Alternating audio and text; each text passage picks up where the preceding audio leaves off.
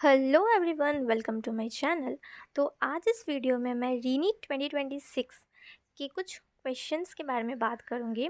तो मैंने रीनीट 2026 का क्वेश्चन पेपर देखा एंड टफ़ तो था ही।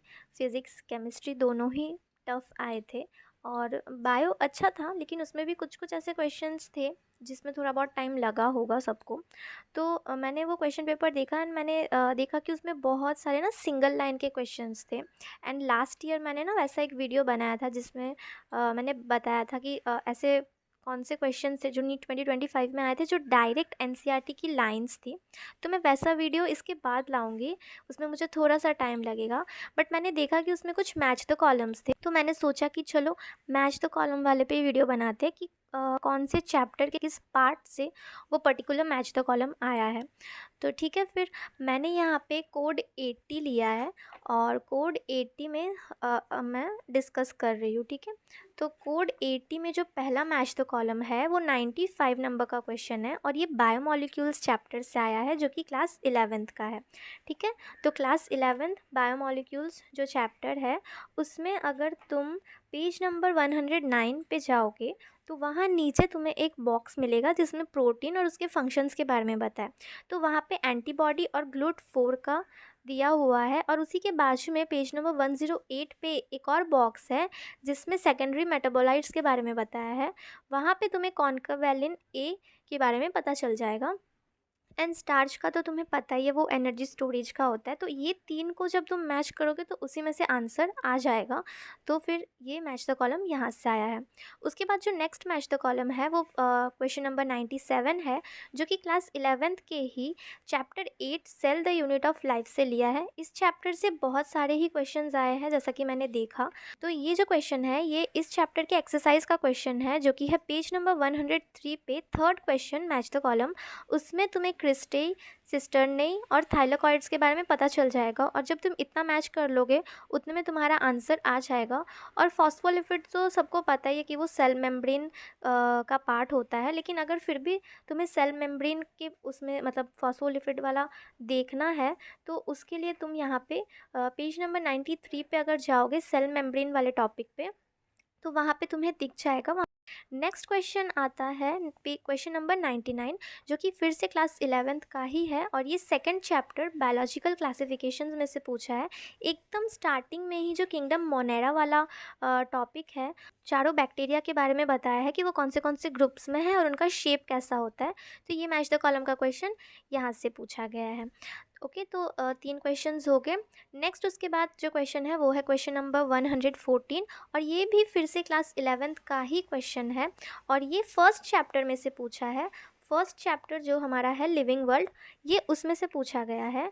ये क्वेश्चन तुम्हें मिल जाएगा पेज नंबर 8 पे जो organisms with their taxonomic categories वाला टॉपिक है। उसमें एक बॉक्स बनाया हुआ है नीचे, उस बॉक्स में थर्ड नंबर पे जो मैंगो वाला है क्वेश्चन उसके ही सारे पूछे गए थे, family, genus, class, phylum, order, वो मैंगो का पूछा गया था। तो अगर तुम वो वाला वो टेबल देखोगे तो वहाँ से तुम्हें इसका आंसर मिल जाएगा। तो आगे बढ़ते हैं। तो आगे का जो क्वेश्चन है वो क्वेश्चन नंबर 118 है जो कि क्लास 11th से वापस से पूछा गया है और वो मॉर्फोलॉजी ऑफ फ्लावरिंग प्लांट्स वाले चैप्टर से पूछा गया है।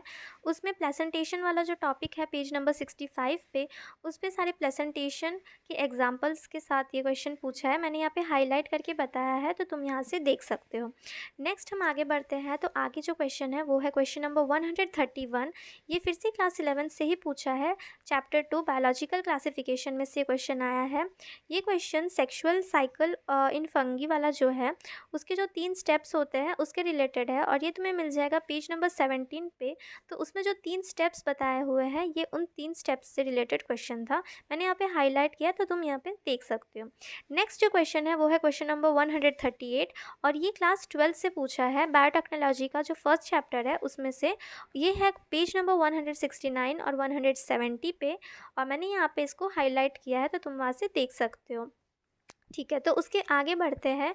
तो आगे जो नेक्स्ट क्वेश्चन है वो क्वेश्चन है हमारा क्वेश्चन नंबर 157 और ये फिर से क्लास 11 से पूछा है। क्लास 11th में जो हमारा लास्ट चैप्टर है केमिकल कंट्रोल एंड कोऑर्डिनेशन वाला, हार्मोन्स से बेसिकली ये क्वेश्चन पूछा है।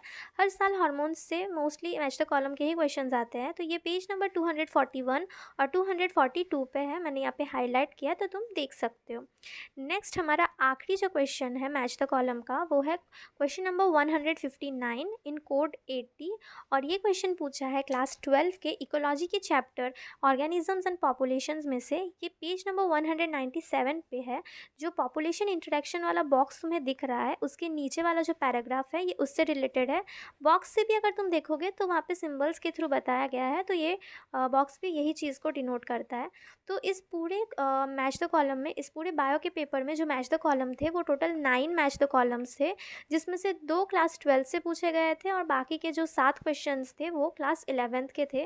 तो मैंने यहाँ पे ये तुम्हें बताया है कि कौन सा मैच द कॉलम कहाँ से आया है। आई होप कि ये तुम्हारे लिए हेल्पफुल रहा होगा। अगर ये वीडियो तुम्हारे लिए हेल्पफुल रहा है तो प्लीज़ लाइक करना, चैनल को सब्सक्राइब कर देना अगर चैनल को सब्सक्राइब नहीं किया है। तो आगे मैं सिंगल लाइन के जो क्वेश्चंस है वो लेकर आऊँगी। आई होप कि वो भी तुम्हारे लिए हेल्पफुल होगा। एटलीस्ट तुम्हें पता चलेगा कि कौन सा क्वेश्चन कहाँ से आया है। और अगर तुम्हारा कोई दोस्त भी नीट की तैयारी कर रहा है तो उसके साथ भी ये शेयर कर सकते हो, उसके लिए भी ये बहुत ज़्यादा हेल्पफुल होगा। आई होप कि ये वीडियो तुम्हें अच्छा लगा होगा। अगर अच्छा लगा है तो प्लीज़ सब्सक्राइब करना, लाइक करना और शेयर भी कर देना। मिलते हैं बहुत जल्द नए वीडियो के साथ, तब तक अपना ख्याल रखना। Thanks for watching.